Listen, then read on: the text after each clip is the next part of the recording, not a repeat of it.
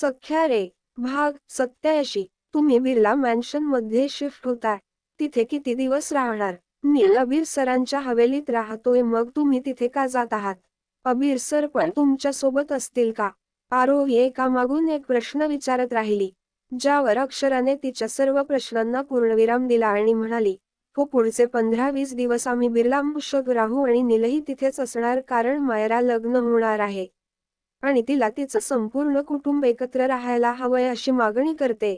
ओह, म्हणजे पुढचे 20 दिवस मी नीलला भेटू शकणार नाही? आरोही जडंत करणाने म्हणाली आणि एक दीर्घ श्वास घेतला.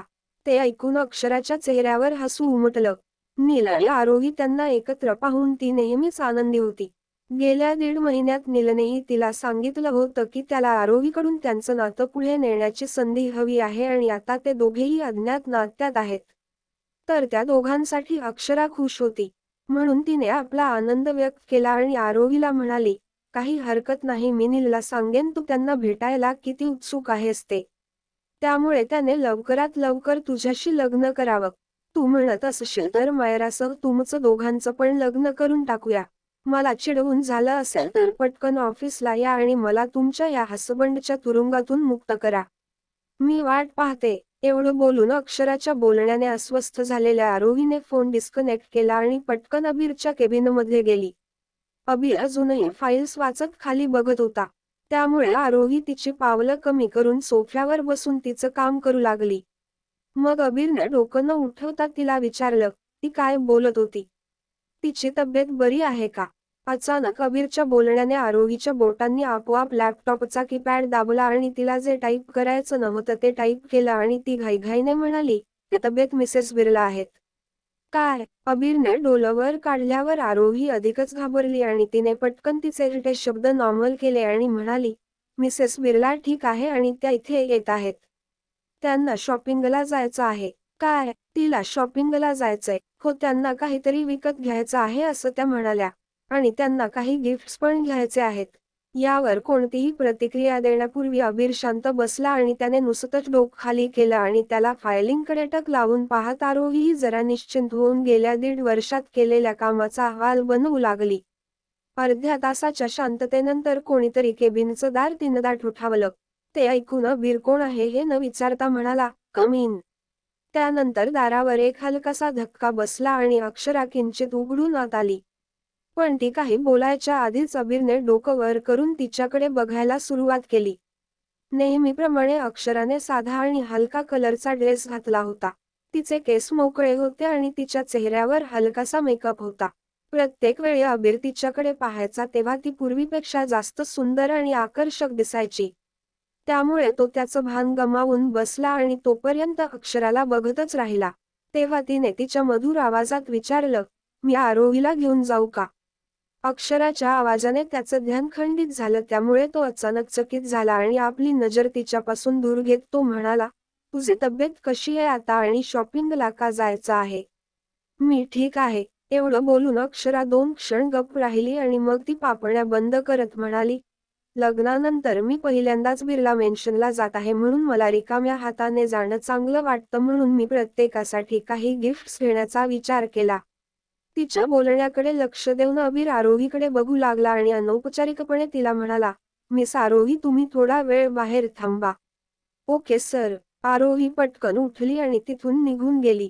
तिचा मोबाईल उचलला आणि अक्षराकडे बघितलं तर अक्षराच्या हृदयाचे ठोके विलक्षण वेगाने धडधडू लागले. कारण अबीरने आरोहीला बाहेर जायला सांगितलं होतं. तिला काही बरं वाटत नव्हतं. मग काहीशा संकोचाने तिने त्याला विचारलं, तुम्हाला काही बोलायचं आहे का? तिचं बोलणं संपताच तिचे शेवटचे शब्द मंद झाले आणि तिने अबीरला खुर्चीवरून उठताना तिच्या समोर बसलेलं पाहिलं. तो तिच्या जवळ जाऊ लागला. मग अनैच्छिकपणे तिने तिची पावले मागे ढकलायला सुरुवात केली, पण नंतर तिच्या लक्षात आले की तिची पाठ केबिनच्या दरवाजाला टेकली होती. इकडे अबीर काहीतरी विचार करत पुढे सरकत होता. त्यांच्यात अजून बरंच अंतर होतं.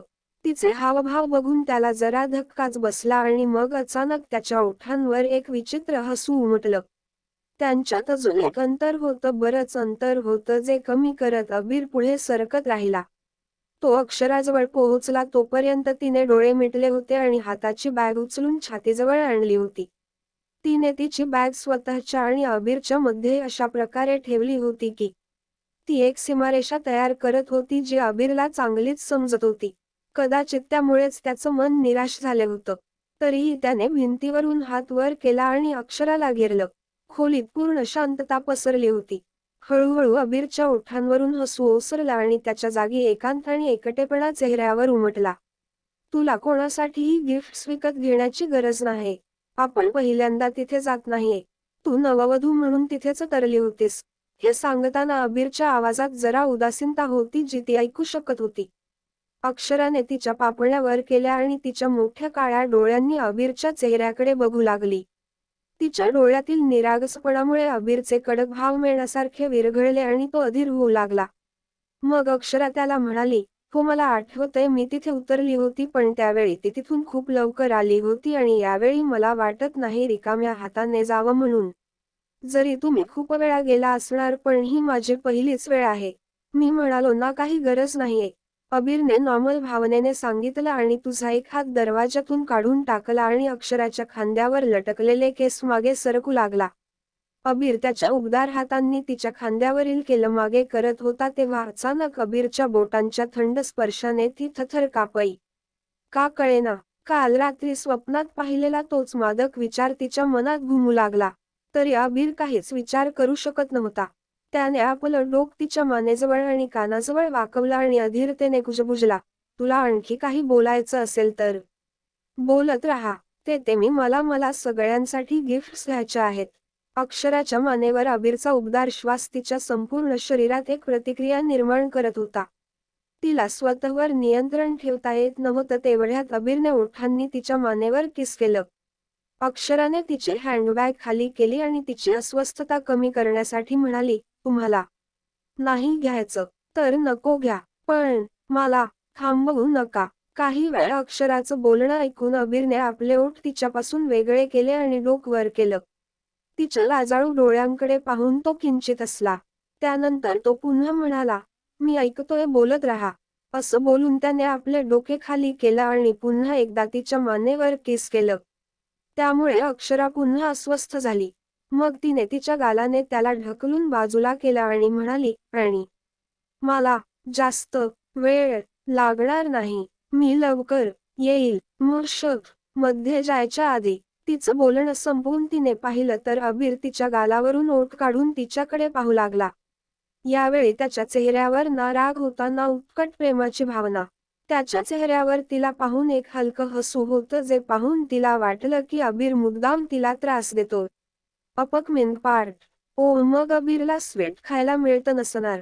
अक्षरा म्हणाली, का वहिनी, दादाचे दात खराब झाले आहेत का?